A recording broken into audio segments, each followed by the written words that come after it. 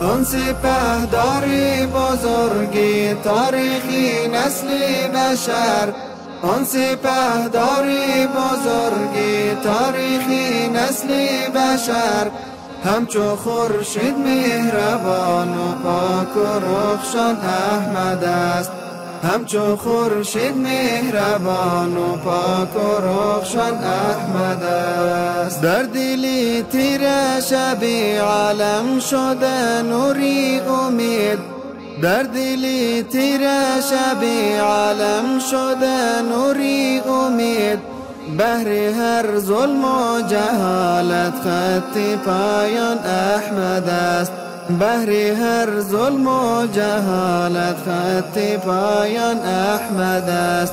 آن سپهداری بزرگی تاریخی نسل بشر، آن سپهداری بزرگی تاریخی نسل بشر، همچو خورشید مهربان و پاک و رخشان احمد است، همچو خورشید مهربان و پاک و رخشان احمد است. قرنی ششم رفته بود انسان به سوی پرتگاه، قرنی ششم رفته بود انسان به سوی پرتگاه، اون که او داده هدف برای انسان احمد است، اون که او داده هدف برای انسان احمد است.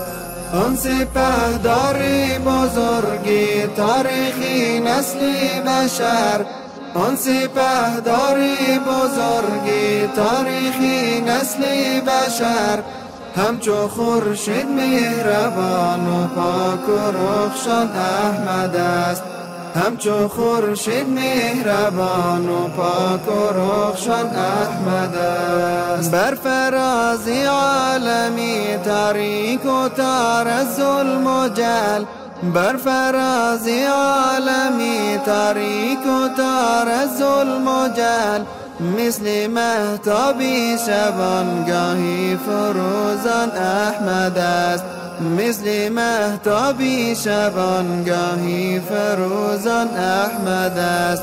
آن سپهداری بزرگی تاریخی نسل بشر، آن سپهداری بزرگی تاریخی نسل بشر، همچو خورشید مهربان و پاک و رخشان احمد است، همچو خورشید مهربان و پاک و رخشان احمد است. انقلابی بس شگرفی در جهان آورد پدید، انقلابی بس شگرفی در جهان آورد پدید، داده از سمت و جهت افکار و اذهان احمد است، داده از سمت و جهت افکار و اذهان احمد است.